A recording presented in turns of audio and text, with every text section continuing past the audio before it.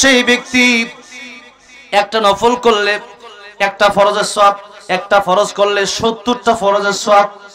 আর এই মাসটা শুধু অফারের মাস, অফারের মাস, অফারের মাস।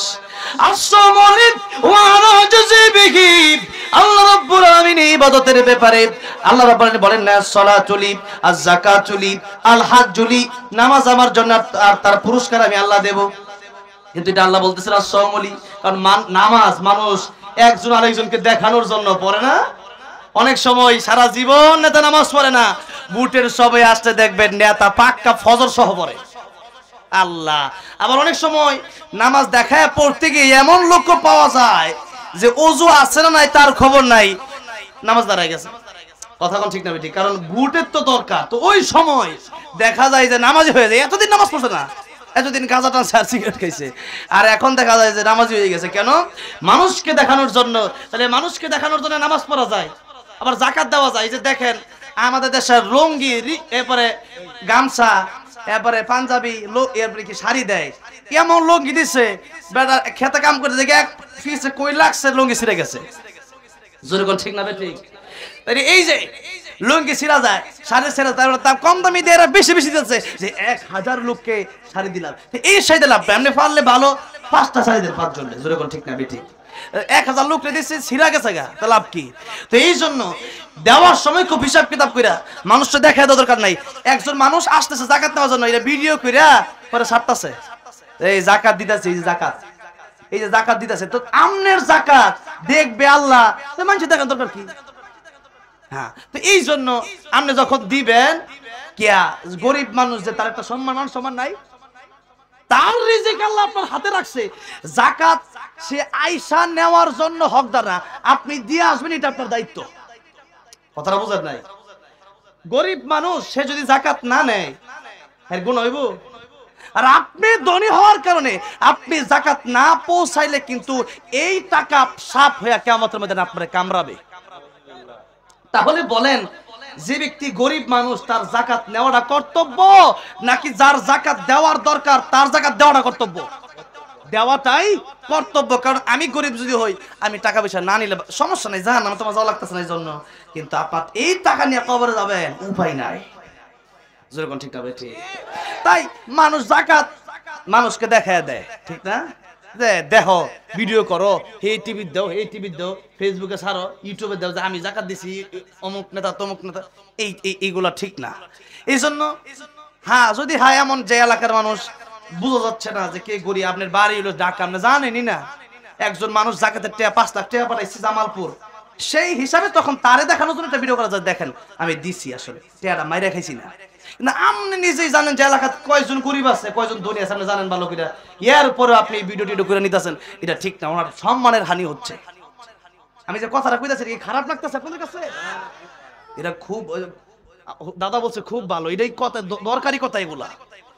একজন মানুষের মান সম্মান নষ্ট করা, কাবা শরীফ ভাঙ্গা ফেলাচ্ছে বেশি কষ্ট, বড় গুনাহ। একটা মানুষকে কষ্ট দেওয়া, একটা মানুষের অন্তরে আঘাত দেওয়া, নাউজুবিল্লাহ।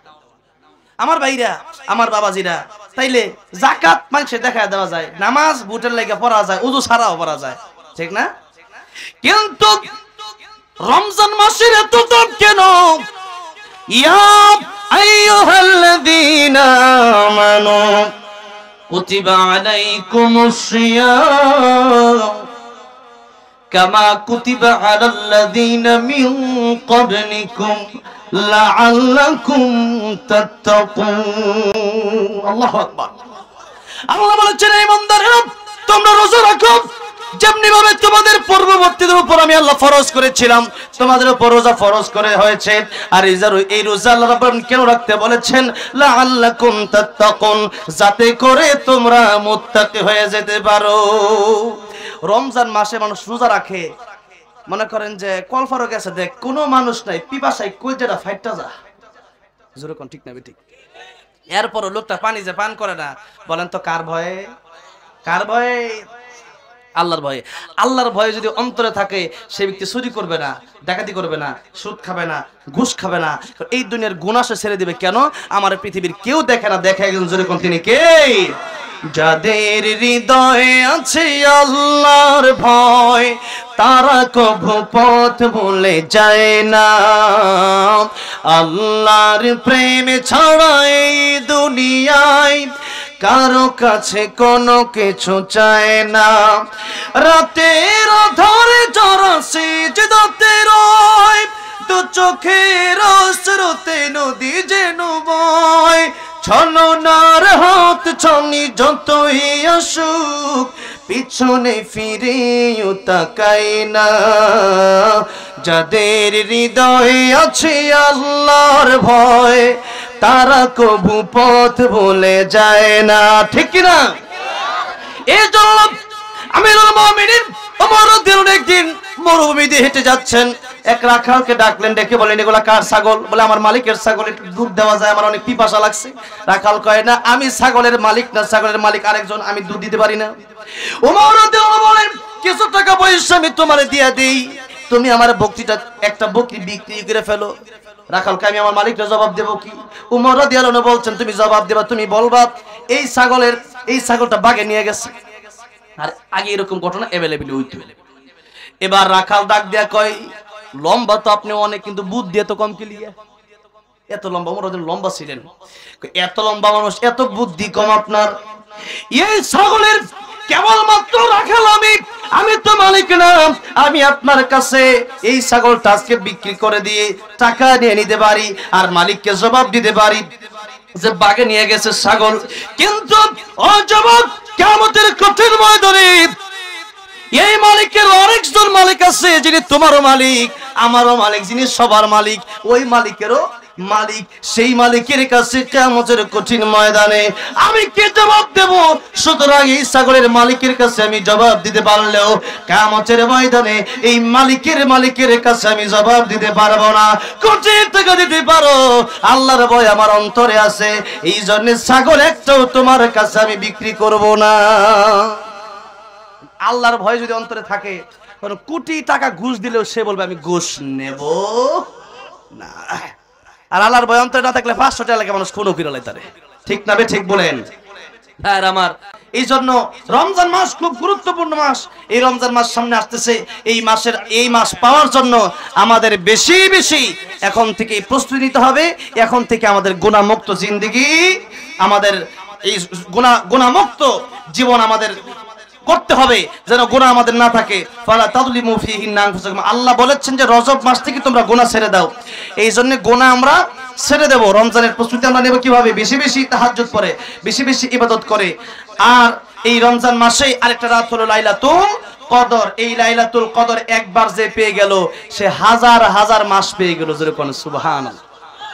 আল্লাহ এই কেবলমাত্র আমার নবীর জন্য, কেবলমাত্র শ্রেষ্ঠ নবী আল্লাহর বন্ধুর খাতিরে আল্লাহ একটা রাত আমাদেরকে দিলেন, এবং কোরআনের খাতিরে আল্লাহ রাব্বুল আলামিন একটা রাত আমাদেরকে দিলেন, যেই রাত অন্য কোনো উম্মতকে আল্লাহ দেয় নাই। এই রাতের নাম হলো লাইলাতুল কদর। এই কদরের রাতে এক রাত ইবাদত করবেন। একটা রাত কষ্ট করতে রাজি আছেন না? একটা রাত কষ্ট করবেন, নফল নামাজ পড়বেন, তাহাজ্জুদ পড়বেন, কোরআন পড়বেন, জিকির করবেন। আল্লাহ বলেন হাজার মাস ইবাদত করলে যে সবটা, সেই সব তোমাদেরকে আমি আল্লাহ দিয়ে দেব। এই জন্য গুরুত্বপূর্ণ মাস সামনে আমাদের আসতেছে। সেই মাসের প্রস্তুতি আমাদের নিতে হবে। কিভাবে? এক নম্বর আমরা বেশি বেশি দোয়া করতে পারা যেন সেই পর্যন্ত আমাদের হায়াত দেয়। আল্লাহুম্মা বারিক লানা ফি রজব ওয়া শাবান ওয়া বাল্লিগনা রমাদান। এই দোয়া আমাদের বেশি বেশি পড়তে হবে। আর শাবান মাসে রাসূল করিম সাল্লাল্লাহু আলাইহি সাল্লাম বেশি বেশি রোজা রাখতেন। এক হাদিস আছে শাবানু শাহরি ওয়া রমাদান শাহরুল্লাহ। শাবান নবীর মাস আর রমজান আল্লাহর মাস। এগুলোর অনেক ব্যাখ্যা আবারও জামালপুরে কোনোদিন আসলে ইনশাআল্লাহ সেগুলো বলবো, অন্য আলেমদের কাছ থেকে শুনবেন। তো যাই হোক, রমজান মাস আমাদের সামনে, এই গুরুত্বপূর্ণ সময়ে আমরা যেহেতু বসতে পেরেছি, এই জন্য এতগুলো কথা বললাম। এবার আসুন একটু সামনের দিকে যাই। যে আয়াত আমি তেলাওয়াত করলাম নবীজির জীবনী বলতে গিয়ে, নবীজির জীবনী তারা অল্প সময়ে বলা শেষ হয় না। তারপরে মাইকম্যান ভাইরা কোথায়? মহিলারা মা বোনেরা আসছে, ওরা নাকি আওয়াজ যেতেছে না মাইকের। তো এটা একটু দেখেন। আর মা বোনেরা তো অনেক কষ্ট করে আসছে, অনেক দূর থেকে আসছে। ঠিক হয়েছে? ঠিক করতে তাদের ঠিক করেন এটা। এই যে কথা শুনতেছি এটা খালি মানে আমিরা সালিহাম মিন যাকারিন আও উনসা ওয়া হুয়া মুমিন ফালানুহইয়ান্নাহু হায়াতান তাইয়্যিবা ওয়া লানাজজিয়ান্নাহুম আজরাহুম বিআহসানি মা কানু ইয়ামালুন। নারী করুক পুরুষে করুক সব কিন্তু কেউ কম পাবে না, সব দেওয়ার আল্লাহ বলেন সমান সমান সব তোমাদেরকে দিয়ে দেব দুনিয়াতে। এখন এই যে নারীরা আসছে তারা এই কথাগুলো শুনলে তো সব পাইতো। এক একটা আয়াত যদি কেউ বোঝার চেষ্টা করে, এক একটা কথা এক একটা করেন আয়াতের তরজমা তাফসীর যদি কেউ বোঝার চেষ্টা করে 100 রাকাত নফল নামাজ পড়লে যে সওয়াব হতো তার চেয়ে বেশি সওয়াব আল্লাহ আমলনামায় দান করে দিবেন। আবু যর রাদিয়াল্লাহু আনহু থেকে হাদিসটা বর্ণিত, রাসূল করিম সাল্লাল্লাহু আলাইহি সাল্লাম বলেছেন যে কেউ যখন একটা আয়াত বোঝার চেষ্টা করে একটা মাহফিলে এসে একটা মাদ্রাসায় বসে, তখন 100 রাকাত নফল নামাজ পড়লে যে সওয়াব হতো তার চেয়ে বেশি সওয়াব আল্লাহ তাআলা আমলনামায় দান করে দেন। আজকে এখানে আসছেন, লাভ হচ্ছে না লস? লাভ লাভ লাভ। 100 রাকাত নফল নামাজ প্রতিদিন আমরা পড়ি তো। একজন এমপি ছিল নারায়ণগঞ্জের, ওইটা 70-80 রাকাত করে পড়তো, আমরাই পড়তারি নেই আর কি কোনোদিন। যাই হোক, এখন তার এমপি দেশে নাই, পলাইছে। এখন যাই হোক আমার ভাইরা আমার বাবাজিরা, 100 রাকাত নফল নামাজ পড়া সহজ না কঠিন? কঠিন। তো এখানে আপনি একটা আয়াত শুনবেন, একটা আয়াতের তরজমা শুনবেন, তাফসীর শুনবেন, বোঝার চেষ্টা করবেন, 100 রাকাত নফল নামাজের সব। সুবহানাল্লাহ। এবার আসুন আমরা সূরাতুল আলে ইমরান থেকে যে আয়াতটা তেলাওয়াত করেছি ওই আয়াত থেকে আমরা আলোচনা শুরু করি। মাত্র 30 মিনিট যতটুকু করা যায়। আজকে আমরা নবীর জীবনী মানে কি, মিলাদুন নবী সাল্লাল্লাহু আলাইহি সাল্লাম, সিরাতুন নবী সাল্লাল্লাহু আলাইহি সাল্লাম, মুজিজাতুন নবী সাল্লাল্লাহু আলাইহি সাল্লাম, দালাইলুন নবী সাল্লাল্লাহু আলাইহি সাল্লাম, গজওয়াতুন নবী সাল্লাল্লাহু আলাইহি সাল্লাম, হিজরতুন নবী সাল্লাল্লাহু আলাইহি সাল্লাম, অনেকগুলো পর্ব নবীর জীবনী, অনেক সময়ের প্রয়োজন, কিন্তু আজকে সময় যেহেতু কম সেই ক্ষেত্রে আজকে শুধুমাত্র সিরাতুন নবী সাল্লাল্লাহু আলাইহি সাল্লাম অর্থাৎ নবীজির চরিত্র সম্পর্কে, যেই নবীজির চরিত্রের সার্টিফিকেট একজন দিয়েছেন, জবান খুলে বলেন তিনি কে? জোরে বলেন কে দিয়েছেন? আল্লাহ বলছেন ওয়া ইন্নাকা লাআলা খুলুকিন আযীম।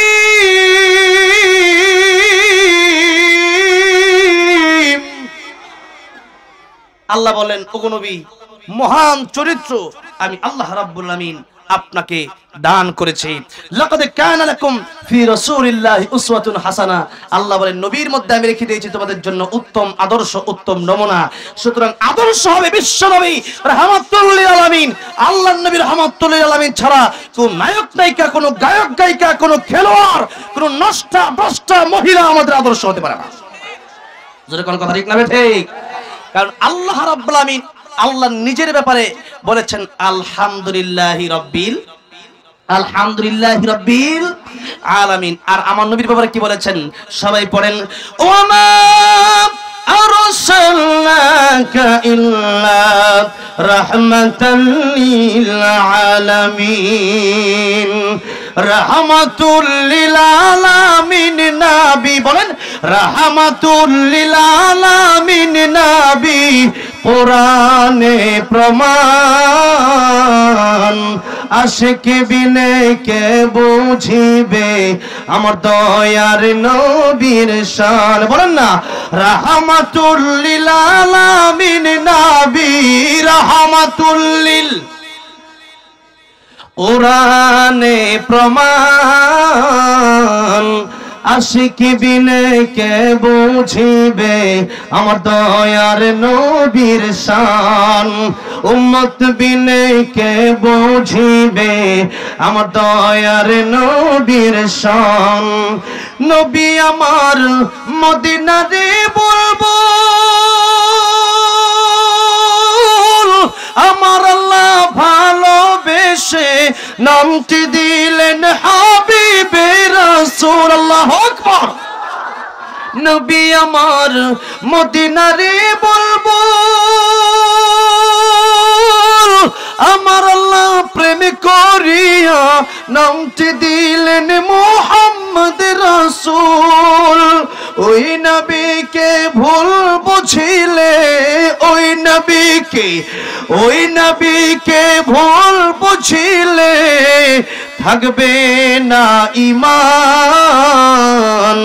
আশিক বিনে কে বুঝিবে আমার দয়ার নবীর শান। বলেন না, আশিক বিনে কে বুঝিবে।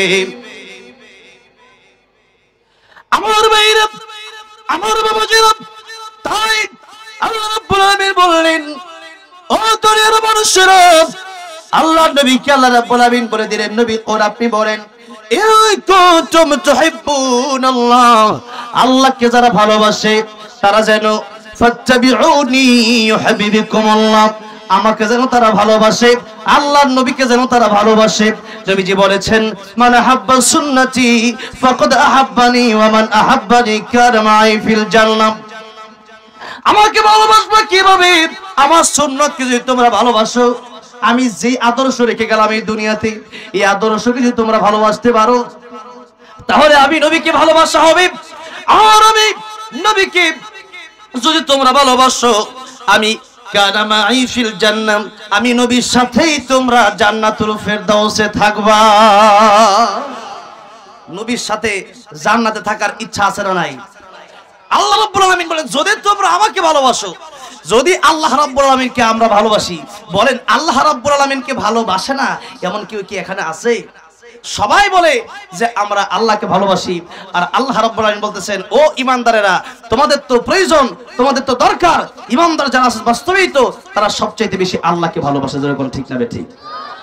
যার কারণে আমরা অনেক সময় দেখা যায় দেশ নিয়ে অনেক খেলামেলা হয়, আমরা চুপ থাকি, কিন্তু আল্লাহর বিরুদ্ধে যখন কেউ কথা বলে, রাসূলুল্লাহ সাল্লাল্লাহু আলাইহি ওয়াসাল্লামের বিরুদ্ধে যখন কথা বলে, কোরআনের বিরুদ্ধে যখন কেউ কথা বলে, আমার ইসলামের বিরুদ্ধে যখন কথা বলে, ঈমানের বিরুদ্ধে যখন কথা বলে, বাংলার মুসলমান ঠিক থাকতে পারে না, ঘর থেকে বের হয়ে রাস্তার ভিতরে আন্দোলনের নামে যখন ঠিক না বেঠে। একমাত্র কারণ হচ্ছে একটাই, যে আমাকে গালি দিতে পারো, সহ্য করব, সাবধান, আমার আল্লাহ রাসূলকে কিছু গালি দেওয়া যাবে। আবু বকর সিদ্দিক রাদিয়াল্লাহু আনহু, এক ইহুদি একবার বলল, আল্লাহ যখন সূরা হাদীদের একটা আয়াত নাযিল করলেন, মানযাল্লাযী ইউকরিদুল্লাহ করদান হাসানা, কে আছে আল্লাহরে ঋণ দিবে? আল্লাহরে ঋণ দাও মানে কি বুঝেন? মানে মসজিদে দিবা, মাদ্রাসায় দিবা, এই ঋণটা আমি আল্লাহ কিয়ামতের মধ্যে তোমরা নেকি দিয়ে পরিশোধ করব। সুবহানাল্লাহ। আল্লাহ বলতেছেন যে আমারে কি আসো ঋণ দিবা? এখন এই ঋণের অর্থ তো বুঝতেই। এখন এই কথা হচ্ছে যে গরিব মানুষ যদি ঋণ দরকার হয় তাকে ঋণ দেওয়া, এরপরে মসজিদ মাদ্রাসায় টাকা পয়সা লাগলে সেখানে দেওয়া, কোরআনের জন্য আল্লাহর রাস্তায় খরচ করা। এখন ইহুদি একটা কয়, দেখছো আল্লাহ এতদিন তো ভাবছিলাম মুহাম্মদ একলা ফকির, এখন দেখি মুহাম্মদও ফকির, তার আল্লাহও ফকির। নাউজুবিল্লাহ। চিন্তাটা করেন, এই কথা যদি মনে করেন আমি ইমানদার, আমার সামনে কয়, তার মার দিব না? মারমু কিলিগা, তুই কইলে কিলিগা, তুই আল্লাহ রাসূলের বিরুদ্ধে কইলে কিলিগা? যে ইমানদার সে ঠিক থাকতে পারবে না, যার ভিতরে ইমান নাই, হ্যাঁ যেটা আমল এটা করো গাম আর কি, কথা কোন ঠিক না বেঠিক? এখন আবু বকর সিদ্দিক রাদিয়াল্লাহু আনহুর সামনে কথাটা কইছেন। আবু বকর সিদ্দিক রাদিয়াল্লাহু সমস্ত নবী রাসূলদের পরে আমার নবীর উম্মতের মধ্যে শ্রেষ্ঠ উম্মত হচ্ছেন আবু বকর সিদ্দিক রাদিয়াল্লাহু আনহু। সুবহানাল্লাহ। আবু বকর সিদ্দিক রাদিয়াল্লাহু আনহু যেই মাত্র নবীকে গালি দিল, সহ্য করতে পারলো না। আবু বকর সিদ্দিক রাদিয়াল্লাহু আনহু একটা থাপ্পড় মারছে। এবার ইহুদি থাপ্পড় খায় পড়ে গেছে। আবু বকর সিদ্দিক আরেকটা দেবে, হ্যাঁ দেখা যায় ডরায় ডরে পিছের দিকে যায়। আবু বকর সিদ্দিক আর দিল না, চলে গেল। এদিক দিয়ে ইহুদি কি করছে, নবীজির কাছে এসে বিচার দিছে, ইয়া রাসূলুল্লাহ, ইয়া হাবিবাল্লাহ, আমার আবু বকর থাপ্পড় দিছিল, বিচার করেন। এই ইসলামী কোর্টে বিচার লইছি, আপনি হলেন বিচারপতি, রাসূল সাল্লাল্লাহু আলাইহি ওয়াসাল্লাম বিচারপতি ছিলেন, কি ছিলেন? আমার রাসূল সাল্লাল্লাহু আলাইহি ওয়াসাল্লাম প্রেসিডেন্ট ছিলেন। সুতরাং ইসলামী রাজনীতিরা এগুলো সম্পূর্ণ ভুয়া কথা যারা বলে, এদের সাথে কোরআনের সম্পর্ক নাই। বুঝবে কি? রাজনীতি 100% ইসলামে আছে। আমার নবী প্রেসিডেন্ট ছিলেন, আবু বকর প্রেসিডেন্ট ছিলেন, উমর রাদিয়াল্লাহু আনহু প্রেসিডেন্ট ছিলেন, আলী রাদিয়াল্লাহু আনহু প্রেসিডেন্ট ছিলেন, উসমান রাদিয়াল্লাহু আনহু প্রেসিডেন্ট ছিলেন। আমি প্রেসিডেন্ট হতে পারবো না কেন? আমি রাজনীতি করতে পারবো না কেন? আমি রাজনীতি করতে পারবো। আমার রাজনীতি হবে কোরআন দিয়ে রাজনীতি, ঠিক না ঠিক? এই জন্য রাজনীতি অবশ্যই ইসলামে আছে না, এই কথা বলার কোনো সিস্টেম নাই।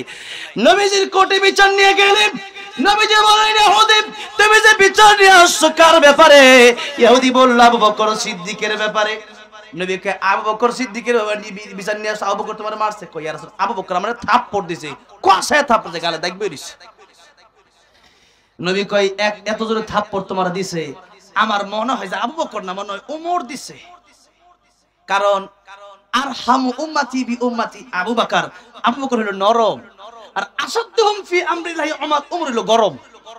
আমার মনে হয় ওমর দিছে। ইহুদি কয়, ইয়া রাসূলুল্লাহ আমি আবু বকরকেও চিনি, ওমরকেও চিনি, আমি দুইজনকেই চিনি।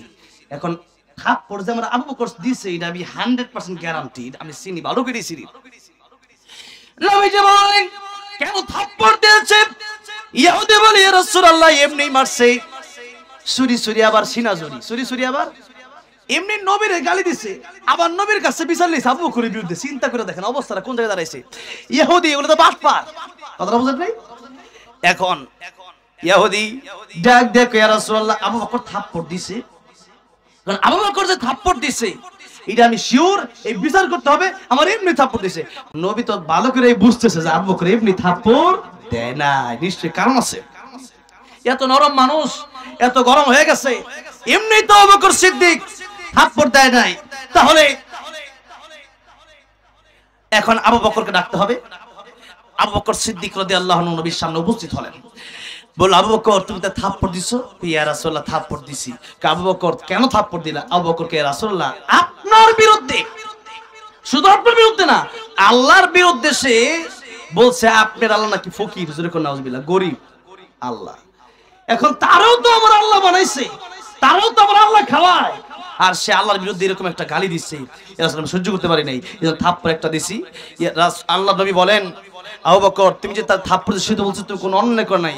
আবু বকর সিদ্দিক ইয়া রাসূলুল্লাহ আমি তার আরেকটা থাপ্পড় দেওয়ার খুব ইচ্ছা আমার। নবীকে কি কও? আমি তো প্রথম যখন ইহুদি বিচার দিল তখন আমি বিশ্বাসই করতে পারতাছি না যে আবু বকর তুমি ইহুদিকে থাপ্পড় দিছো।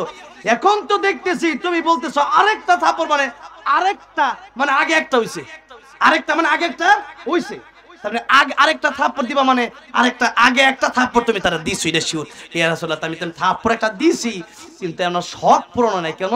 আমার ইচ্ছা ছিল তার আমি দুইটা থাপ্পড় দেব। কেন?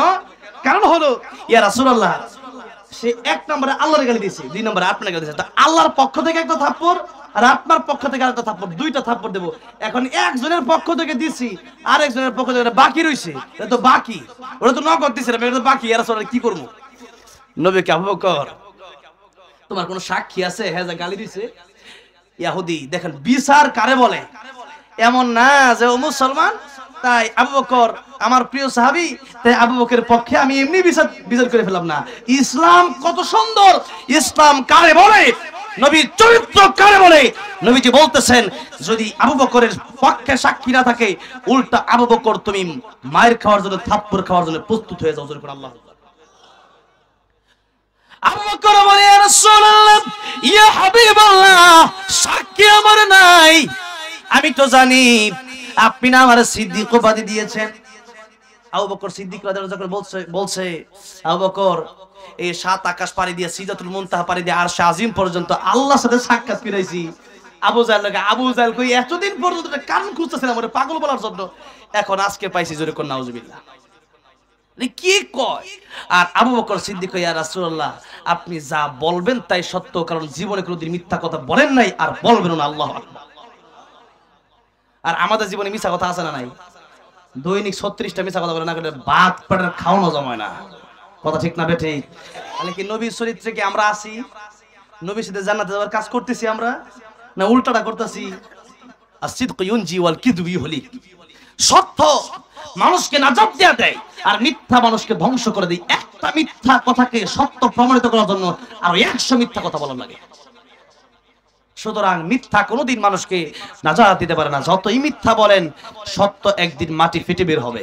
একদিন সত্য আপনাকে সত্যের কাছে প্রমাণ হতেই হবে, একদিন সত্য প্রমাণ হবেই হবে।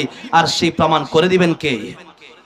প্রমাণ আল্লাহ করে দিবেন। সেই জন্য সত্য বলবেন, যা করছি সত্য বলবেন। এক সাহাবী ইয়া রাসূলুল্লাহ আমার একটা মাত্র ইবাদত করতে হয়, ওই ইবাদতের কি করব? নবীজি বলেন তুমি মিথ্যা কথা ছেড়ে দাও, আর যা করো করে মিথ্যা কথা ছেড়ে দাও, কিন্তু আমার কাছে হিসাব দিতে হবে। এখন মদ খাইতে যাবে, তখন চিন্তা করে নবীজির কাছে হিসাব জিজ্ঞাসা করে মদ খাইছো, এই কথাটা কেমনে নবীজির কাছে বলবো যে ইয়া রাসূলুল্লাহ মদ খাইছি? আমি কেমনে বলবো? দেখেন একটা চিন্তা যদি থাকে যে কিভাবে যাব। ছোটবেলায় আমি যখন 2010 সালে হাফেজ হলাম, 2010 সালের পরে 2011-12 সালে ওই রকম হবে, প্রায় আরো 12-14 বছর আগে ঘটনা। তখন আমাকে কয়েকজন লোক, আমার কয়েকজন বন্ধু বান্ধব এক বিয়েতে লিয়ে গেছে, লয়ে গিয়ে কয় যে আমরা সবাই মদ খামো, তুইও খাবি আয়। আমি তোরা খাইতে পারোস। আমি হাফেজ কোরআন হইছি, আমি জানি তোরা তো মদ খাবি, তোদের চিন্তা নাই, পরকালের আযাবের ভয় তোদের না থাকতে পারে, কিন্তু আমার পরকালের আযাবের ভয় আছে, আমার আল্লাহর ভয় আছে। আল্লাহর কাছে আমি কি হিসাব দেব, এই জন্য আমি মদ পান করব না, তোরা সব খা, আমি গেলাম। কারণ আমার ভিতরে কার ভয় আছে? আমার ভিতরে কার ভয় আছে? আর কিয়ামতের ময়দানে যে একটা হিসাব দিতে হবে, এই ভয়টা আমার আছে। যদি এই ভয় কারণ না থাকে, অনেক সময় বলে যে পরকালে তোমার কিন্তু এই হিসাব দিতে হবে, আমার টেড়া মাইরা খাইছো, দূর রাখতো পরকাল। আমরা মনে করি যে পরকাল তো এটা কবে, আরো কতদিন বাঁচমু, অনেকে তো বিয়ে শাদী করি নাই, অনেকে পোলাপান হয় নাই, দাদা হই নাই, কত এরপরে তো বকের ভালো যাব। আল্লাহ, এই চিন্তা আপনার আমার মনে ঠিক না? কিন্তু আল্লাহ রাব্বুল আলামিন কোরআন শরীফে সূরাত স্পষ্ট ঘোষণা করে বলে দিলেন, ইন্নাস সাআতা আতিয়াতুন আকাদু উখফিহা লিতুজজা কুল্লু নাফসিন বিমা তাসআ। ইন্নাস সাআতা, নিশ্চয় কিয়ামত আতিয়াতুন আসবে, আকাদু উখফিহা, আর এই কিয়ামত আমি আল্লাহ গোপন করে রেখে দিলাম। এবার স্যার ব্যাখ্যায় নবী বলেন, মান মাতা ফাকাদ কামাত কিয়ামাতুহু, মানুষের মরণ এটাও তার একটা কিয়ামত, এটাকে বলা হয় কিয়ামতে সুগরা। আরেকটা হলো কিয়ামতে কুবরা, যেদিন পৃথিবী ধ্বংস হয়ে যাবে আর মানুষ যেদিন নিজে নিজে মরে, মানুষ যেদিন মরে যায়, ওটা তার ব্যক্তিগত কিয়ামত হয়ে যায়। এক হাদিসে আসছে, আল কবরু রাউযাতুম মির রিয়াজিল জান্নাহ আও হুফরাতুম মিন হুফারিন নার, কবর কারোর জন্য জান্নাতের বাগান আর কারোর জন্য জাহান্নামের গর্ত। তাই আপনি আমি যদি চিন্তা করি যে মরবো তো আর কতদিন পরে, এখন আর এত কিছু এত পরে পরকাল না, আল্লাহ বলছেন আকাদু উখফিহা, আমি একটা গোপন রাখছি, কখন যে তোমার কাছে মালাকুল মাউত যাবে তুমি জানো না। যখন আমরা জানি, আচ্ছা আমি যখন ওয়াজ করতে বসছি, আমি যে এখান থেকে শেষ করে পরের যে মাহফিলটা যাই তার মুখ শিখে দেখে আমি জানি না। আচ্ছা এক পর্দা যাওয়া পরের কথা, এখানে আমরা যারা বসছি ওইটা খালি তার মুখ, এই গ্যারান্টিটা আছে? ফিরোজ শাহী গান গাইছিল, 1 মিনিটের নাই ভরসা, সাঙ্গ হবে রং তামাশা, দম ফুরাইলে বন্ধু চক্ষু বুঝিলে। গান গাইতেছে 1 মিনিটের নাই ভরসা, কইতে কইতে হ্যাঁ নিজে স্টেজে শেষ। হ্যাঁ, আমি একবার ওই যে শহীদ বুদ্ধিজীবীতে একটা মাহফিল ছিল অনেক আগে, তখন এই যে শহীদ বুদ্ধিজীবীর মাঠে, তখন দেখলাম যে অনেক কবর তো জিয়ারত করা যায়, জিয়ারত করে আস্তে আস্তে একবারে শেষ মিনিট দেখি মানে লেখা এলো, এই সেই বিখ্যাত গানের শিল্পী যেই ফিরোজ শাহী, 1 মিনিটের নাই ভরসা। তাই আমি বললাম, আল্লাহ, এটি তো সেই লোক যার ওয়াজ আমি করি, যার কথা আমি বলি। দেখেন 1 মিনিটের নাই ভরসা কইতে কইতে স্টেজে শেষ, কত বক্তা ওয়াজ করতে করতে স্টেজে মারা গেল, কত মানুষ ওয়াজ শুনতে শুনতেই মারা গেল। কয়েকদিন আগে বগুড়া ওয়াজ করতে গেলাম, বললো হুজুর ওয়াজ তো শোনার জন্য সভাপতির সাহেব আছে ডাইন পাশে, ওনার ভাই আসছিল, ওনার ভাই মাত্র মরছে, একটু জানাজার কথাটা এলান দিয়ে দিন, কালকে ফজরের পরে জানাজা হবে। তা আমি নিজেই এলান দিলাম। তো এরকম এলান কিন্তু আমাদের নামে একদিন হবে, যেরকম ঠিক না ঠিক। কার মরণ কোন দিন আসে কেউ জানে না। আল্লাহ রাব্বুল আলামিন বলেন, ও বান্দারে 24টা ঘন্টা মৃত্যুর জন্য প্রস্তুতি নিয়ে থাকো। ইদা জা আজালুহুম লা ইস্তাখিরুনা সাআতান ওয়া লা ইস্তাকদিমুন।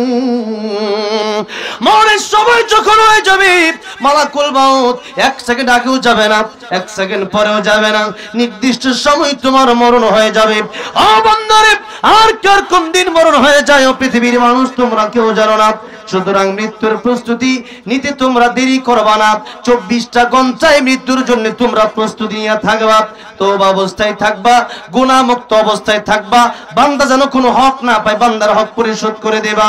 কারণ কার মরণ কোন দিন আসে আমরা কেউ জানি না। এজন্য কবি বলেছেন, আমার মরণ আসিবে কখন কেউ তো জানে না। বলেন, আমার মরণ আসিবে কখন, আমি মরে গেলে আমায় তোমরা ভুইলা যাইও না, আমি মরে গেলে আমায় তোমরা ভুইলা যাইও না। আমার মরণ আসিবে কখন কেউ তো জানে না। বলেন, আমার মরণ আসিবে কখন। এই দুনিয়া চিরজীবন থাকার জায়গা না, অন্ধকার কবর যে আমার আসল ঠিকানা। এই দুনিয়া চিরজীবন থাকার জায়গা না, অন্ধকার কবর যে আমার আসল ঠিকানা। সবাই রেখে আমায় চলে যাবে, সঙ্গী হবে না। সবাই রেখে আমায় চলে যাবে, সঙ্গী হবে না। আমার মরণ আসবে কখন কেউ তো জানে না। আমার মরণ আসবে কখন। কবর মাঝে মা বাবাকে দেখা যাবে না, দেখবো যাকে তিনি হলেন শাহে মদিনা। কবর মাঝে মা বাবাকে দেখা যাবে না, দেখবো যাকে তিনি হলেন শাহে মদিনা। সেদিন আল্লাহ বিনে আর তো কেহ বন্ধু হবে না। সেদিন নবী বিনে আর তো কেহ বন্ধু হবে না। আমার মরণ আসবে কখন কেউ তো জানে না। আমার মরণ আসবে কখন। আমার ভাইরা, আমার বাবা যেরব, তাই আল্লাহর নবী বিশ্ব নবী রাহমাতুল লিল আলামিন একদিন সাহাবায়ে কেরামদেরকে বলেন, সাহাবীরা আমি নবীর কাছে যখন মালাকুল মউত আসলো, তিন বার অনুমতি নিল। একবার দরজার বাইরে থেকে এসে বলল, আসসালামু আলাইকুম ইয়া রাসূলুল্লাহ। নবী বলেন, ফাতিমা দেখো ঘরের বাইরে থেকে কে যেন আমার ঘরে ঢোকার জন্য পারমিশন চাই। ফাতিমা রাদিয়াল্লাহু আনহা দরজা খুলে দেখলেন নবীজির কাছে মালাকুল মউত আজরাইল আসতে চায়। ইয়া রাসূলুল্লাহ, ও আমার আব্বাজান, এমন লোক আমি পৃথিবীতে কোনোদিন দেখি নাই, যার মাথা আকাশে, যার পা দুইটা জমিনে। নবী বললেন, মারে এটা মালাকুল মউত আজরাইল, দুনিয়ার সব তরকারি। ফাতিমা বললেন, ও আব্বাজান, আমি আসতে দিব না। নবীজি বললেন, ফাতিমা তুমি আসতে না দাও, এই আজরাইল কিন্তু তুমি ডিকলি ঘরে ঢুকে যেতে পারে। এই পৃথিবীর মানুষের যার কবজ করতে যখন আসে, মানুষের কাছ থেকে অনুমতি নেয় না। কিন্তু আমি তো আল্লাহর বন্ধু, আমি তো আল্লাহর হাবিব, রাহমাতুল লিল আলামিন নবী। এই জন্য আল্লাহ এই সম্মানটুকু আমার দান করেছেন। মালাকুল মউত আজরাইল আমার কাছে আসবে, চান কবজ করবে, ডাইরেক্ট আসে না। আমি নবীর সম্মানের খাতিরে আমার কাছ থেকে পারমিশন নিতে চাই। জোরে জোরে বলা যাবে না সুবহানাল্লাহ। ফাতেমাকে ডাক দিও না, ফাতেমা অনুমতি দাও। অনুমতি দিল। অনেক লম্বা ঘটনা, অনেক কথা। ইমাম নবীকে ডেকে বললেন, ইয়া রাসূলুল্লাহ, ইয়া হাবিবাল্লাহ, আমি এসেছি, আল্লাহ আমাকে পাঠাইছে, বলছে আপনার জান কবজ করতে। তবে আল্লাহ এটাও বলে দিয়েছে, আপনি যদি থাকতে চান আল্লাহ রাব্বুল আলামিন আপনার হায়াত বাড়ায় দেবেন। ইয়া রাসূলুল্লাহ, এখন কি করব? নবী বলেন, হাত্তা ইয়াতিয়ানি জিবরাইল, জিবরাইল আসার আগ পর্যন্ত তুমি অপেক্ষা করো। ইতিমধ্যে জিবরাইল আমিন আসলেন, এসে বললেন, ইয়া রাসূলুল্লাহ, ইয়া হাবিবাল্লাহ, আমি এসেছি, আপনি আমাকে খুঁজেছেন। নবী বলেন, জিবরাইল আমি যাব কি যাব না তুমি বলো। জিবরাইল ডেকে বললেন, একটা কোরআন শরীফের একখানা আয়াত কারিমা তেলাওয়াত করে শোনায় দিলেন, ইন্নাকা মাইয়িতু ওয়া ইন্নাহুম মাইয়িতুন। ওগো নবীজি, আপনার পৃথিবী থেকে চলে যাওয়া লাগবে, আপনার দুশমনদেরও পৃথিবী থেকে চলে যাওয়া লাগবে। আল্লাহ আগেই কোরআন শরীফে বলেছেন, কুল্লু নাফসিন যায়িকাতুল মাউত। আল্লাহ আগেই বলেছেন, কুল্লু মান আলাইহা ফান ওয়া ইয়াবকা ওয়াজহু রাব্বিকা যুল জালালি ওয়াল ইকরাম। পৃথিবীর সবাইকে চলে যেতে হবে, মরতে হবেই। মরণ থেকে কেউ বাঁচতে পারবে না, মালাকুল মউত আজরাইলও বাঁচতে পারবে না। মালাকুল মউত আজরাইলকেও আল্লাহ বলবেন, ও মালাকুল মউত, এখন আর কি কি বাকি আছে? মালাকুল মউত বলবে, আল্লাহ তুমি আর আমি। আল্লাহ বলবেন, আমি বেঁচে থাকার অধিকার রাখি, তুমি রাখো না, তুমি মাখলুক, আমি আল্লাহ খালেক, কুল্লু মান আলাইহা ফান। আল্লাহ আগেই বলেছিলেন। তাই মালাকুল মউতকে আল্লাহ বলবেন, অর্ডার করবেন, আদেশ দিবেন, মুত ইয়া মালাকাল মউত, আমরের সিগামত, বলেন মরে যাও। মালাকুল মউত একটা চিৎকার মারবে, ওই চিৎকার যদি দুনিয়ার কোনো মানুষ শুনতো, মানুষ মরে যেত। কোনো পশু পাখি যদি শুনতো, পশু পাখি মরে যেত। এত জোরে চিৎকার দেবে, সেদিন মালাকুল মউত আজরাইল শেষ। আল্লাহ রাব্বুল আলামিন একাই সেদিন রাজত্ব করবেন। আল্লাহ রাব্বুল আলামিন বলবেন, লিমানিল মুলকুল ইয়াউম লিল্লাহ লিল্লাহিল ওয়াহিদিল কাহ্হার। আল্লাহ বলবেন আজকে রাজত্ব কার? সেদিন রাজত্ব কার হবে? এখন রাজত্ব কার? কিন্তু আল্লাহ মাঝে মধ্যে এক এক দেশের প্রেসিডেন্ট একজনকে বানায়, কিছু কিছু ক্ষমতার মালিক আল্লাহ বানায়। আল্লাহ দেখতে চাই সে ক্ষমতা পায় কি করে, সে কি আসলে ক্ষমতার মানে ঠিক মতো ব্যবহার করে না অপব্যবহার করে। আল্লাহ সেটা দেখার জন্য মাঝে মধ্যে কিন্তু দুনিয়ার মানুষেরা একটু ক্ষমতা পায়া আল্লাহর বিরোধিতা শুরু করে দেয়। আল্লাহ সেদিন বলে ফেরাউন তুই তো মরে রইছ কই, এখন কথা কও তুই না খুদা। আল্লাহ একা একা সেদিন কথা বলবে, যেরকম সুবহানাল্লাহ। আল্লাহ সেদিন একা একা কথা বলবে, বলবে আজকে রাজত্ব কার? ও দুনিয়ার বড় বড় পাহাড় গুলো কোথায়? সেই পাহাড় দুনিয়ার ও সূর্য কোথায়? চন্দ্র কোথায়? বড় বড় গাছগুলা কোথায়? দুনিয়ার বড় বড় জালেম বাদশা তোর আজকে কোথায়? তোদের রাজত্ব আজকে কোথায়? প্রকৃতপক্ষে রাজত্বের মালিক ক্ষমতার মালিক তো একজন, তাবারাকাল্লাযী বিয়াদিহিল মুলকু ওয়া হুয়া আলা কুল্লি শাইইন কাদির। আল্লাহ বলেন যা কিছু সবকিছুর ক্ষমতা আমি আল্লাহর হাতে। কার হাতে? আল্লাহর হাতে।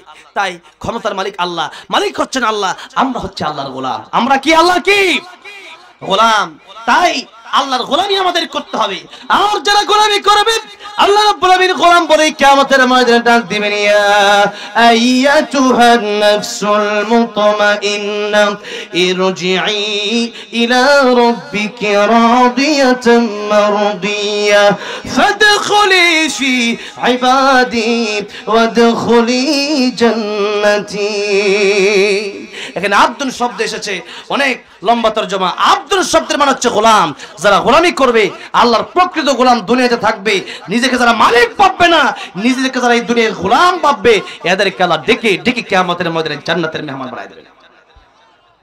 আপনি যখন আমি নামাজ পড়বো না আপনার লস হবে, আপনি যখন নামাজ পড়বো তাহলে কি আল্লাহ লাভ হবে না আপনারই লাভ হবে? আমাদেরই লাভ হবে। আমার ভাইরা, আমার বাবাজিরা, এবার বলে কলমত পড়ে রাসূলুল্লাহ আমি এসেছি আপনাকে নিতে। জিবরাইল বললেন, ইয়া রাসূলুল্লাহ, ইয়া হাবিবাল্লাহ, আপনাকে আপনি মরণশীল, সবাই মরণশীল, যেতে হবে। কেবলমাত্র আল্লাহ মরবে না, সবাই মরবে। ইয়া রাসূলুল্লাহ, আল্লাহ রাব্বুল আলামিন আপনাকে দেখার জন্য কাছে থেকে আল্লাহ রাব্বুল আলামিন আপনার সাথে মুলাকাতের জন্য অপেক্ষা করতেছে। আল্লাহু আকবার বলে, তাদের ইন্তজার করতেছে। আল্লাহ আপনার অপেক্ষায় আছে। আপনি যাওয়াটাই ভালো, মানে যেতে তো হবেই, এখন যাওয়াটাই ভালো। কারণ আদ-দুনিয়া সিজনুল মুমিন ওয়া জান্নাতুল কাফির। এই দুনিয়া মুমিনের জন্য জেলখানা, আর কাফিরের জন্য দুনিয়াটা হলো আরামের জায়গা, বালাখানা। ঠিক না? ঠিক জোরে কোন। তাই ইয়া রাসূলুল্লাহ, ইয়া হাবিবাল্লাহ, ইয়া হাবিবাল্লাহ, আমি আপনাকে যে কথাটা বলি সেটা হলো যে আপনি গেলেই ভালো। ইয়া রাসূলুল্লাহ, ইয়া হাবিবাল্লাহ, আপনি যদি চলে যান তাহলে পরকালে আপনার জন্য নাজ নিয়ামত অপেক্ষা করতেছে, আপনার জন্য জান্নাত অপেক্ষা করতেছে। নবীজি এবার চোখের পানি ছেড়ে কাঁদতেছে। জিবরাইল ডেকে বলে, ইয়া রাসূলুল্লাহ, কাঁদেন কেন? আয়েশার জন্য নাকি ফাতেমার জন্য নাকি হাসান হুসাইনের জন্য? নবী ডেকে বলেন, আমি কাঁদি আমার গুনাহগার উম্মতের জন্য। মন আমার কাঁদে রে, প্রাণ আমার কাঁদে রে, যেতে সোনার মদিনায়, যেই মদিনা ধন্য হলো পেয়ে তব ঠিকানা। মন আমার কাঁদে রে, প্রাণ আমার কাঁদে রে, যেতে সোনার মদিনা। আল্লাহ কবুল করেন, জোরে বলেন আমিন। আমার ভাইরা, আমার বাবাজিরা, সেই নবীজি মরণের সময় উম্মতের কথা চিন্তা করলো, আর এই উম্মত আজকে নবীকে ভুলে গিয়া নায়ক নায়িকাকে আদর্শ বানালো, মডেল বানালো। আমার ভাইরা, আমার বাবাজিরা, যে কথা বলছিলাম, আমার নবী বিশ্বনবী রাহমাতুল্লিল আলামিনের কাছে দ্বিতীয়বার অনুমতি নিল। এবার অনেক কথা হলো জিবরাইলের সাথে, তৃতীয়বার মালাকুল মউত আবার অনুমতি নিল। এই তিনবার নবীজির মরণের আগে মালাকুল মউত নবীর কাছ থেকে অনুমতি নিয়েছে কয়বার? তিনবার। সেই নবী বলতেছেন, ও সাহাবীরা, আমি রাহমাতুল্লিল আলামিন, যদিও আমি রাহমাতুল্লিল আলামিন, কিন্তু আমি এই গ্যারান্টি তোমাদেরকে দিতে পারি না। কোন গ্যারান্টি? যে আমি নবী নামাজের পরে ডান দিকে সালাম ফিরাইয়া বাম দিকে সালাম ফিরাবো, এই গ্যারান্টিটুকু আমি তোমাদেরকে দিতে পারি না। নবী যদি নিজের জীবনের গ্যারান্টি না দিতে পারেন, আল্লাহর পরে যার সম্মান, আল্লাহর পরে যার মর্যাদা, আল্লাহর পরে যার এই সম্মান, যেই নবীর কোনো গুনাহ নাই, মাসুম নবী, সেই নবী বলতেছেন যে আমি তোমাদেরকে জীবনের কোনো গ্যারান্টি দিতে পারি না। নামাজের পরে ডান দিকে সালাম ফিরাইয়া বাম দিকে সালাম ফিরাবো, এতটুকু নিশ্চয়তা আমি দিতে পারি না। আর আমি আপনি বসে আছি আগামী রমজান মাসে ভালো হওয়ার জন্য, বিয়ের পরে ভালো হওয়ার জন্য, আগামী এক সপ্তাহ পর থেকে নামাজ পড়বো, এই চিন্তায় আমরা বসে আছি, যেরকম ঠিক না ঠিক?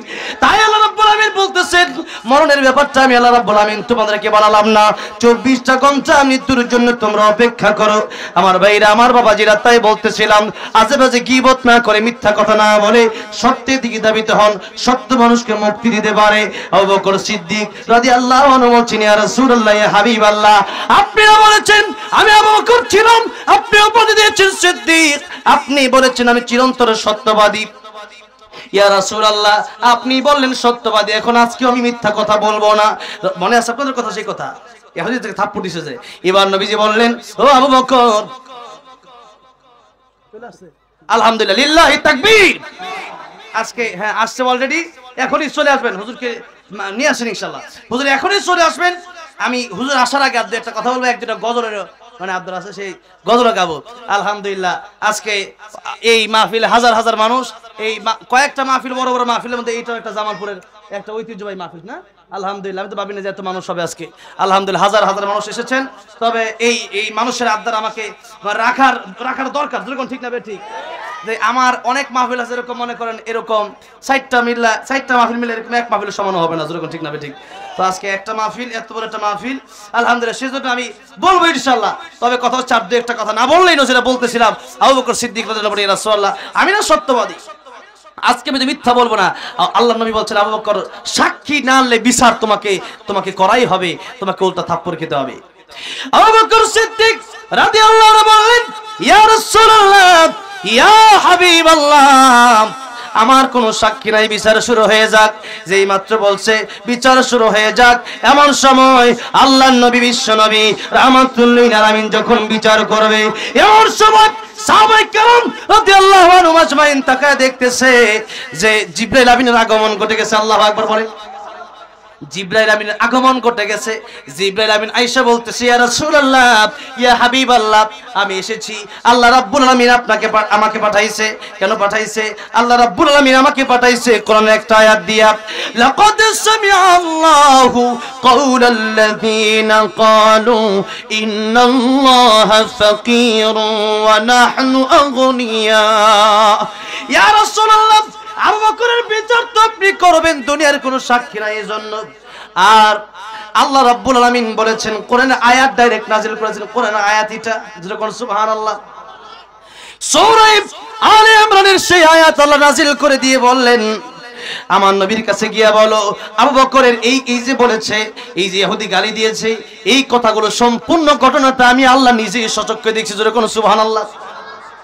আমার নবীকে গিয়া বলবেন, আমার নবী সাক্ষী চেয়েছে, দুনিয়ার মানুষের সাক্ষী দরকার নাই, দুনিয়ার মানুষের সাক্ষীর আর কতটুকু দাম? আমার নবী কি গিয়া বলবা, আবু বকর যেই কথা বলেছে আর ইহুদি যেই কথা বলেছে, ইহুদি মিথ্যা বলেছে, আবু বকর সিদ্দিক সত্য বলেছে। আবু বকর সিদ্দিকের বেলায় দুনিয়ার কোনো সাক্ষীর প্রয়োজন নাই। আবু বকর সিদ্দিকের বেলায় আমার আল্লাহ রাব্বুল আলামিন নিজেই সাক্ষী হয়ে গেছে। আবু বকর সিদ্দিক রাদিয়াল্লাহু সাক্ষী আমার আল্লাহ হয়ে গেছে। আমার ভাইরা, আমার যে কথা বলতেছিলাম যে আল্লাহ রাসূল সাল্লাল্লাহু আলাইহি ওয়াসাল্লামের বিরুদ্ধে যখন কথা বলা হবে, তখন আমরা চুপ করে বসে থাকলে হবে, কারণ আল্লাহর নবীকে আমাদের জীবনের চাইতে বেশি ভালোবাসতে হবে। তাই নবী যে বলেছেন, লা ইউমিনু আহাদুকুম হাত্তা কুনা হাব্বা ইলাইহি মিন ওয়ালিদিহি ওয়া ওয়ালাদিহি ওয়ান নাসি আজমাইন। নবীজি বলেছেন, আমার উম্মতেরা রে, ততক্ষণ পর্যন্ত তোমরা পরিপূর্ণ ইমানদার হতে পারবা না। যতক্ষণ পর্যন্ত তোমাদের মা বাবা, তোমাদের স্ত্রী, তোমাদের সন্তান, তাম পৃথিবীর সবকিছুর চাইতে বেশি যতক্ষণ পর্যন্ত আমি নবীকে ভালোবাসতে পারবা না, ততক্ষণ পর্যন্ত তোমরা পরিপূর্ণ ইমানদার হতে পারবা না। এই জন্য নিজের জীবনের চাইতে বেশি আমার নবীকে ভালোবাসার দরকার আছে না নাই? আর নবী যে বলতেছেন, মান হাব্বা সুন্নতি ফাকাদ হাব্বানি ওয়া মান হাব্বানি কানা মাই ফিল জান্নাহ। আমাকে ভালোবাসবা কেমনে? আমার আদর্শ অনুসরণ করো, মিথ্যা কথা ছেড়ে দাও, নামাজি হও। নবীজির জীবনের শেষ কথা ছিল নামাজ। কি ছিল? নামাজ। নামাজ পড়ো, আমি নবীর সুন্নাত তোমরা পালন করো, হারাম ছেড়ে দাও, হালাল খাও, তোমরা অশ্লীলতা বন্ধ করে দাও। আমি নবী যেইভাবে বললাম ওইভাবে তোমরা চলো। নবীজি জীবনে চলে যাওয়ার আগে বলেছিলেন, তারাকতু ফীকুম আমরাইন লান তাদিল্লু মা তামাসসাকতুম বিহিমা কিতাবাল্লাহি ওয়া সুন্নাত রাসূলিহি। দুইটা জিনিস তোমরা ছেড়ে দিবা না, তাহলে তোমরা ঠিক থাকবে, তোমরা ধ্বংস হবে না। এক নম্বর কোরআন শরীফ, কিতাব আল্লাহ, কোরআন শরীফ। দুই নম্বর সুন্নাত রাসূলিহি, নবীর সুন্নাত। এখন নবীর সুন্নাত যদি আপনি মানতে চান, তাহলে সুদ খাওয়া যাবে, ঘুষ খাওয়া যাবে। নবীজি সুদ ঘুষ খাইছে, অন্যের হক মারা খাইছে? খায় নাই। নবীজি মানুষের বাড়িতে কাজ করে খেয়েছে, এরপরেও নবীজি হারাম খায় নাই। একদিন নবীজি দেখতেছেন ফাতিমার ঘরে খাবার নাই। ফাতেমা সাইয়্যিদাতুন নিসা আহলিল জান্নাহ, তিনি জান্নাতি যুবতীদের সর্দারনি। আর জান্নাতের যুবকদের সর্দার হাসান আল হুসাইন সাইয়্যিদা শাবাবি আহলিল জান্নাহ। হাসান হোসেন হলো জান্নাতের যুবকদের সর্দার। জান্নাতের যুবকদের সর্দার আর সর্দারনি কারো পেটে খাওয়ার নাই। অবস্থাটা দেখেন, জান্নাতের সর্দার সর্দারনি কারা হইছে, আর আমরা খাইতে খাইতে আমাদের অবস্থা খারাপ। এরপরও গরিব মানুষের দুইটা টিয়া দিতে কষ্ট লাগে। যেরকম ঠিক না ভাই? ঠিক। মাদ্রাসা জানা চাইলে পারে সিরা টিয়াটা দেয়, আর 5টা কয়েনের পকেটে ভালো লাগতেছে এইটা দেয়। 100 টাকা নোটা দিতে অনেক কষ্ট লাগে। যেরকম ঠিক না ভাই? ঠিক। আল্লাহ, আমার ভাইরা, আমার বাবা যেরকম নবীজি দেখলেন ফাতিমার ঘরে খাবার নাই, নবীজি চিন্তা করলেন আমার মেয়ে ফাতিমার ঘরে খাবার নাই, হাসান হোসেনের পেটে খাবার নাই। আর নবীজি হাসান হোসেনকে খুব ভালোবাসতেন, বুঝেন না? হুসেনকে ইয়া রাসূলুল্লাহ, আমি ঘোড়ার মধ্যে উঠবো। নবীকে ঘোড়া তো আমার লাগে নাই, কারণ আমি উঠমুই। নবী কয় ঠিক আছে, আমি ঘোড়া হইলাম, তুমি আমার পিঠে উঠো। যেরকম সুবহানাল্লাহ। এবার হুসেন কয়, ঘোড়া যে লাগাম থাকে টানে যে, এটা কই? নবীজি চুল ছিল বাবরি চুল, লিম্মা জুম্মা ওয়াফরা, এই পর্যন্ত চুল ছিল। তো নবীজি চুল ছিল, নবীজি কয় যে আমার তো চুলগুলো একটু বড় বড়, এই চুল ধরে তুমি টানো, এটাই লাগাম। যেরকম সুবহানাল্লাহ। ভালো কম বাসতো না বেশি বাসতো? বেশি বাসতো। এবার নবীজি যেই মাত্র দেখলো ফাতেমার ঘরে খাবার নাই, হাসান হোসেনের ঘরে খাবার নাই, নবীজি নিজেই এবার কাজ করার জন্য ইহুদির বাড়িতে চলে গেল। উহুদ পাহাড়ের পাশে খেজুরের বাগান। গিয়া বলে, ইহুদি চাচা, আপনি ক্ষেতের ভিতরে পানি দেন। আপনার নিজের ক্ষেত? বলে আমার নিজের ক্ষেত। আপনি মালিক? আমি মালিক। আমনে মালিক, আপনি ক্ষেতের ভিতরে পানি দেন, কোনো কাজের লোক নাই? না। তাহলে কাজের লোক দরকার আছে? আছে। কেডা হবে? আমি কাজ করতে চাই। যেরকম সুবহানাল্লাহ। রাহমাতুল লিল আলামিন নবী, সেই নবীর কথা বলতেছি। নবী বলতেছে যে আমি আপনার খেতে কাম করতে চাই। আল্লাহু আকবার কইতেন না জোরে? না ফকর উপরে লয়ে যান, বাইক দিয়ে পরে কইেন, বউ তো হইনা লাইব। জোরে কোন সুবহানাল্লাহ। নবীজি বলতেছে আমি কাজ করতে চাই তোমার খেতে। আর আমরা মনে করি যে হালাল খাই, এটা মনে হয় যে খুব মানে সুবিধা না, মানে আমার মনে হয় আমার সম্মানটা মনে হয় না। না, আপনি যদি হালাল খান তাহলে আপনি প্রকৃত নবীর আশেক, প্রকৃত নবীর উম্মত, আপনি দামি মানুষ। আর যারা হারাম খায়, পাঁচতলা বাড়ি থাকলেও সবচেয়ে অদম, সবচেয়ে নালায়েক, সবচেয়ে বোকা ওই লোক। যেরকম ঠিক না বেঠিক? এই জন্য হালাল যদি আপনি খান, খেতে কাম করে নবী খাইছি, তাহলে আপনি খেতে সমস্যাটা কোন জায়গায়? আপনি কেন মনে করেন যে আমার দাম কম? আপনি এটা মনে করতেছেন কেন? নবী যদি খেতে কাম করে খায়া, নবী যদি রাহমাতুল লিল আলামিন হতে পারে, তাহলে আপনি নবীর উম্মত হয়ে কেন খেতে কাম করতে পারবেন না? দুনিয়ায় দুনিয়া নবী ওয়াজ দুনিয়া মাযযাতুল আখিরাহ, দুনিয়া তোমাদের কাজের জায়গা। দুনিয়াতে কাজ করবা, পরকালে ফলাফল পাবা। কোথায় কাজ করলে? দুনিয়ায় কাজ করলে পরকালে কি পাওয়া যাবে? ফলাফল পাওয়া যাবে। আমার ভাইরা, বাবাজিরা, তাই এবার নবী বলেন আমি আপনার খেতে কাজ করতে চাই। ইহুদি বলল, খেতে যদি কাজ করতে চাও, এই যে কুয়ার মধ্যে পানি আছে, এই যে বালতি আছে, নাও বালতি, কুয়া থেকে পানি উঠায় উঠায় খেজুর বাগানে দাও। নবীজি খেজুর বাগানে এক এক বালতি করে কয়েক বালতি পানি দিছে। 5টা খেজুর নবীর আইনা দিচ্ছে। নবীর সাথে ছিল আনাস বিন মালিক রাদিয়াল্লাহু আনহু, নবীর খাদেম। নবীজির ইনসাফ কতটুকু! নবী 5টা খেজুর থেকে 2.5টা নবী খাইছে, আর আড়াইটা আনাস ইবনে মালিককে দিয়ে দিছে। আড়াইটা, এমন না যে আমি 3টা খাই আর তুমি 2টা খাও, এমন না। নবী নিজে আড়াইটা খাইলেন আর আড়াইটা দিন আনাস ইবনে মালিককে। আনাস রাদিয়াল্লাহু বলেন তখন আমার বয়স 11-12 বছর বয়স। ভাইরা আমার, বাবাজিরা আমার, নবীজি এবার কাজ আবার শুরু করলেন। এক এক বালতি করে খেজুর বাগানে পানি দিতে দিতে নবীজির একটা সময় হাত থেকে রশি ছেড়ে বালতিটা পড়ে গেছে কুয়ার ভিতরে, কারণ এতদিন পুরাতন রশি হয়ে গেছে। না 10টা কোনোভাবে 5 মিনিটে 1 মিনিট আমি এখানে আলোচনা করলাম। সময় এত গুরুত্ব দেই, 10টা 30-এ পরে শেষ করার সময় ছিল, এখানে 35। আমি কিন্তু এইভাবে বলতেছি কেন, আমি আগেই যখন শুরু তখনই বলে নিছি, এই জন্য আমি কিন্তু শেষ করে দেব। তো আপনারা অন্য গল্প দিন, কারণ আমি কিন্তু আমার মাহফিল একটা আছে এখন, এবং এইভাবেই বলা, আমি টাইম এত মেনটেন করি। টাইম আমি প্রথমে হচ্ছে ওয়ালা আসর, সময়ের কসম, আল্লাহ কাটছেন, কি কাটছে টাইম হিসেবে বলি, ওভাবেই আমি বলি। আমি তো হচ্ছে 8টা থেকে 9টা পর্যন্ত করবো, তখন আরিফ ভাই বলছেন 9:30 পর্যন্ত করলে ভালো হবে। সেই ক্ষেত্রে এখন আমাকে দিবেন আর আমি করবো, কোনদিন সম্ভব না। আমি যেভাবে বলি সেইভাবেই আমি কাজ করি, সেজন্য ওভাবেই মনে রাখতে হবে। নবীজি এবার বলেন, নবীজি কাজ করতে করতে বালতিটা পুড়ে গেছে কুয়ার ভিতরে। ইহুদি বলল যে বালতি পড়ছে, আমি তো এতদিন ধরে পানি দেয়, আমার হাত থেকে বালতি পড়লো, তোমার হাতে বালতি পড়লো কেমনে? এত জানে না যে রহমাতুল্লাহ আলামিন নবী।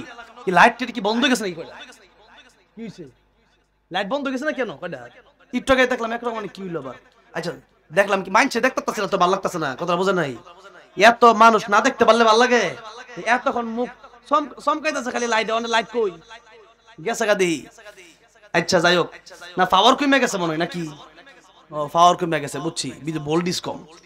যাই হোক, নবীজি এবার দেখেন অবস্থাটা কোন জায়গায় গিয়ে দাঁড়ায়। আমি এই কথাটা এই জন্য বলতেছি, এই ঘটনাটা আমি মাঝে মধ্যে বলি। আজকে যে বিষয়টা আমি আসার আগে আমার বলতেছি এই বিষয় ওয়াজ করেন, হুট করে বিষয় দিছে, তো এখন এই ঘটনা আমি বলা দরকার। নবীজি কত কষ্ট করছে রহমাতুল্লিল আলামিন হইয়া, আর আমরা কি করি? আমরা মনে করি এত খাবার খাইতে খাইতে খাইতে খাইতে বাড়ি একটা জামালপুর হইলে কয় আরেকটা ঢাকা হইলে সুবিধা, ঢাকা একটা কইলে আরেকটা কানাডা বেগম পাড়া হইলে আরেকটা হইলে সুবিধা। কারণ দেশ কোন দিন দূর জায়গা বিদেশ ফলাইতে হইব দিন, কিন্তু বাড়ি একটা কানাডা হইলে সুবিধা, বুঝতে নাই? এই জন্য মনে করেন মানুষের চাইতে শেষ নাই। নবী বলেন এই বনি আদমের এত আশা এত আকাঙ্ক্ষা, একটা দুনিয়া দিয়ে দিলে সে আরেকটা দুনিয়ার চিন্তা করে। ডোনাল্ড ট্রাম্প এত বড় আমেরিকা, আমার আমেরিকা তো গেছি না, কত বড় হোমসি খালি। এই বছর আমেরিকা আমার প্রোগ্রাম আছে, এরপরে কানাডাতে আছে, ইতালিতেও আছে। এত বড় বড় দেশে যাবো আর কেসে দিবার গিয়া দেখি কত নি বড় আমেরিকা, এত বড় দেশ, এত বড় দেশেরই বাংলাদেশে 100টা সমান মনে হইব। এত বড় দেশের ক্ষমতা পাইয়া ডোনাল্ড ট্রাম্পের এই বাংলাদেশ নিয়ে চিন্তা শেষ হয় না। কই এক শুরু দেশ, হ্যাঁ এইটা লইয়া হে সেন্ট মার্টিন লইয়া হেটানাটানি শুরু করছে। কথা ঠিক না বে ঠিক? এত বড় দেশ ভারত, 1000 বার গেলাম মস্ক করার জন্য। এত বড় দেশ নরেন্দ্র মোদী এই ভারত পাইয়া, হ্যাঁ কি বলি বুঝলি?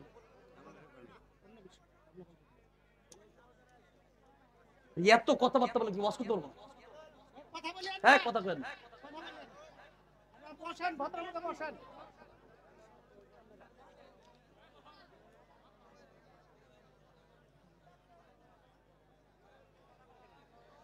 এখানে দিচ্ছেন যেন প্রধান বক্তা যেন কোন রাজনীতির পক্ষে কথা না বলে। রাজনীতির থাক না, না বলবে ঠিক আছে, এটা আমরা তো বুঝি কোনটা না বলার কিছু না। রাজনীতির পক্ষে বিপক্ষে না, কোরআন আমাকে যেটা বলে আমি সেটাই বলবো, ঠিক না? কোরআন যেটা বলে না ওইটা আমি বলবো না, কোনো সমস্যা নেই। আমি বুঝতেছি হাজার হাজার মানুষ এই মাহফিলে আপনারা উপস্থিত হয়েছেন। অবশ্যই আমরা তো, আমার এই স্টেজের বয়স 14 বছর, তো 14 বছর স্টেজের বয়স মানে আমি সর্বপ্রথম কোরআন শরীফ তেলাওয়াত করতে করতে স্টেজটাই আমি আসছি, জাতীয় পর্যায়ে পুরস্কার পেয়ে, এরপরে আস্তে আস্তে কোরআনের কথা বলছি, কোনো সমস্যা নাই, এটা ব্যাপার না, যাক দিছে, কোনো সমস্যা না। আমি এত কথা বলতে চাই, রাজনীতির পক্ষে বিপক্ষে কোনো সমস্যা না, রাজনীতি আমাদের কি করতে হবে না? যেহেতু আমার নবী রাজনীতি করেছেন, আবু বকর সিদ্দিক রাজনীতি করেছেন, ওমর রাদিয়াল্লাহু রাজনীতি করেছেন, ওসমান রাদিয়াল্লাহু রাজনীতি করেছেন, সেই খেলাফতের রাজনীতি আমরা কায়েম করতে চাই না? করতে চাই। যেই রাজনীতি করলে পরে দেশে চুরি বন্ধ হবে, ডাকাতি বন্ধ হবে, যেই রাজনীতি করলে পরে দেশে সুদ বন্ধ হবে, ঘুষ বন্ধ হবে, মানুষ আল্লাহর কোণের পক্ষে আসবে, সেই রাজনীতি আমরা করতে চাই কি চাই না? সবাই রাজি আছে না নাই? সেই রাজনীতি আমরা করতে চাই। তবে যারা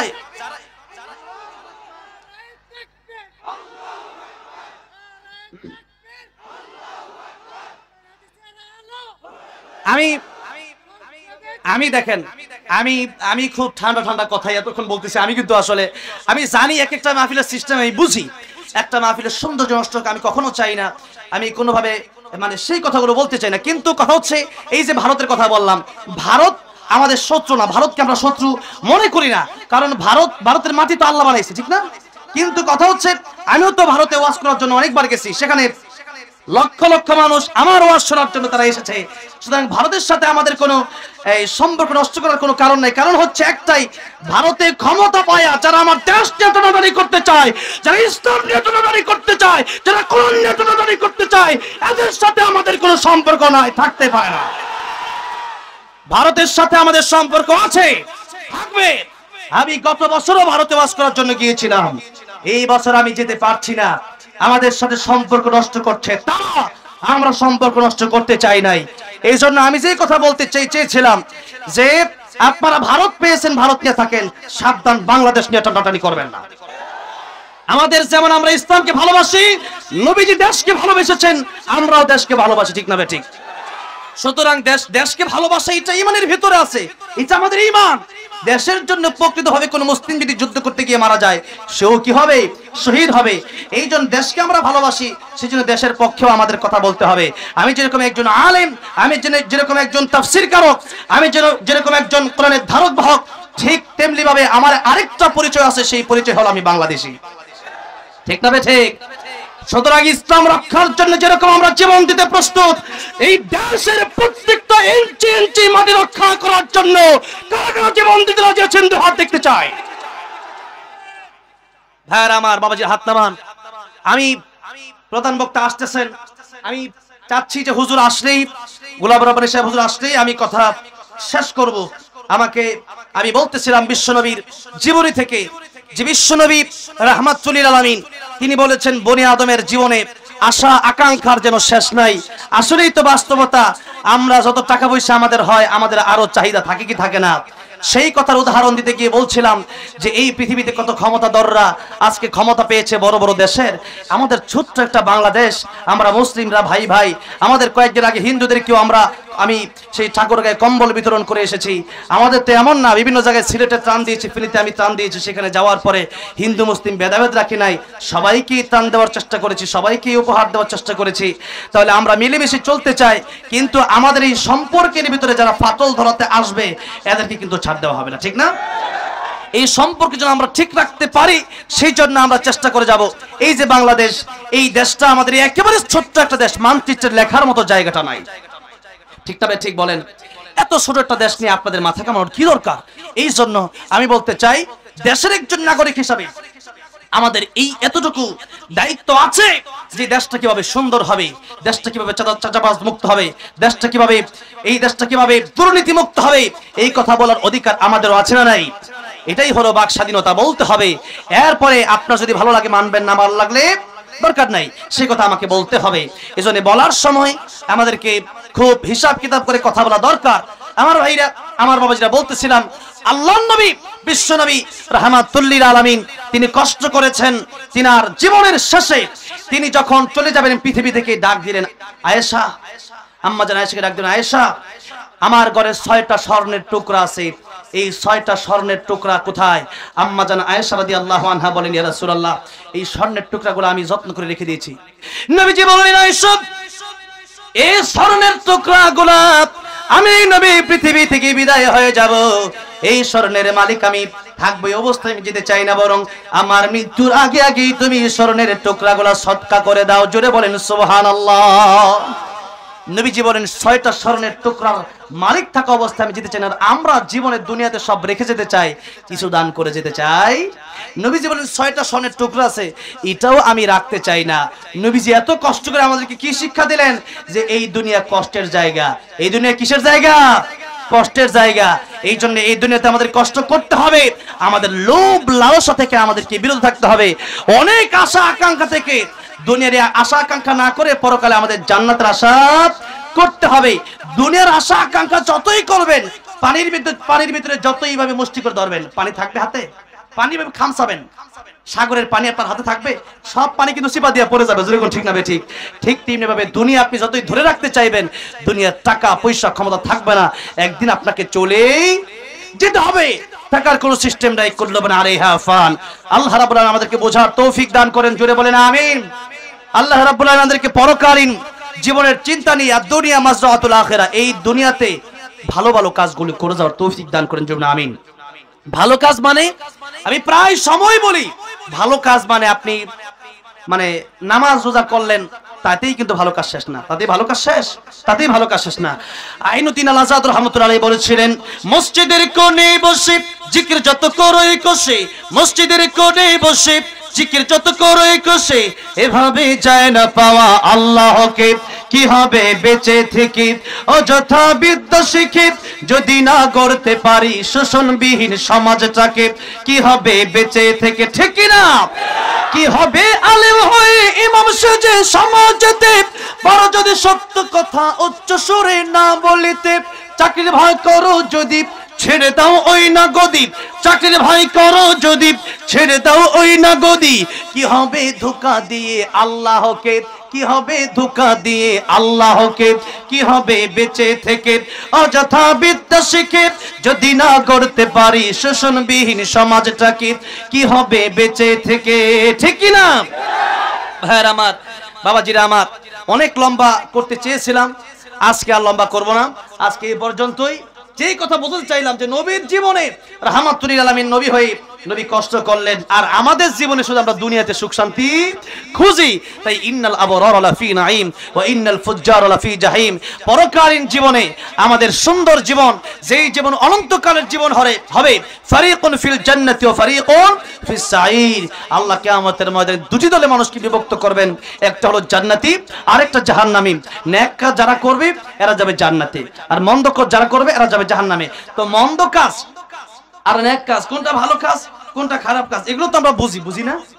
আমরা বুঝি, কারণ আল্লাহ বলেছেন লাহুম কুলুবুল লা ইয়াফকাহুনা বিহা ওয়া লাহুম আ'য়ুনুল লা ইবসিরুনা বিহা ওয়া লাহুম আযানুল লা ইয়াসমাউনা বিহা উলাইকা কাল আনআমি বাল হুম আদাল। আল্লাহ বলেছেন মানুষকে আমি আল্লাহ কলব দিয়েছি বুঝার জন্য, তাহলে তোমার বুঝতে হবে। আপনি যদি বুঝেও না বোঝার বান ধরেন, তাহলে আপনাকে আমার বোঝানোর মতো কোনো ক্ষমতা নেই।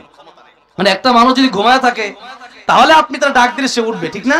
কিন্তু একজন মানুষ যদি ঘুমের বান ধরে, সারাদিন ডাকলে উঠবে না, ঠিক না? ঠিক বলেন। এই জন্য ভান ধরে থাকলে তো লাভ না। আপনি তো আসলে বুঝতেছেন কোনটা ভালো কাজ কোনটা খারাপ কাজ, কোনটা কোরআনের পথের কাজ কোনটা কোরআনের বিপক্ষের কাজ, সেগুলো আপনি বুঝতেছেন। এরপরে আবার যারা বান ধরতেছেন, তাহলে আপনাকে বোঝানোর কোনো ভাষা আমার নাই।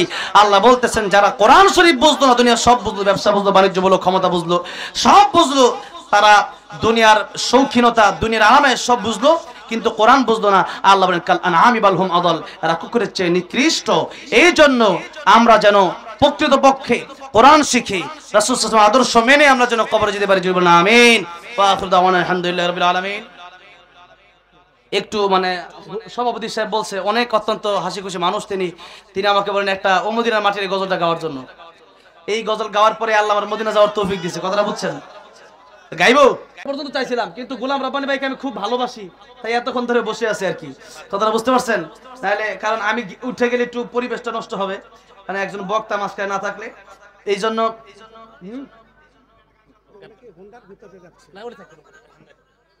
না, আমি গজলকে চলে যাবো। এই কয়েকটা দিন লাভ কি? আমি তো গজল আগে বলো 9:30 টাইম পারে গেছে, 1 ঘন্টা এমনি ওয়াজ করি। আর এনে যে দৌড়ে আইছি, এই মাহফিলটা অনেক রিকোয়েস্টের পর আরিফ ভাই পরে রাখছি, এটা রাখার চেষ্টা করছিলাম। আল্লামা সাইদি রহমাতুল্লাহ গজল, এরপরে ওমদিনার মাটির দেখি ও এত গজল গাওয়া যাবে না, এক কলি গাই। ও মদিনার মাটি রে, সকল সুখ বুঝি তোর কপালে। ও মদিনা রে, তোর বুকে আমার নবী, যার লাগে পাগল সবই, যার তরে হইল সৃষ্টি ত্রিভুবন। কাঁদি আমি সারাক্ষণে, কখন যাব সেখানে, সহে না আর পরাণে। ও মদিনার মাটি রে, সকল সুখ বুঝি তোর কপালে। ও মদিনা রে, পাখি যদি হতাম আমি, উড়ে উড়ে যেতাম আমি, থাকতো না মনে কোনো যন্ত্রণা। দেহে নাই পাখায় আমার, সাথে নাই টাকায় আমার, কেমনে কেমনে যাব সেখানে। ও মদিনার মাটি রে, সকল সুখ বোঝে তোর কপালে। আল্লাহ সবাইকে বারবার মক্কা মদিনা যাওয়ার তৌফিক দান করেন। আজকের মাহফিলকে কবুল করেন। আসসালামু আলাইকুম ওয়া রাহমাতুল্লাহি ওয়া বারাকাতুহু।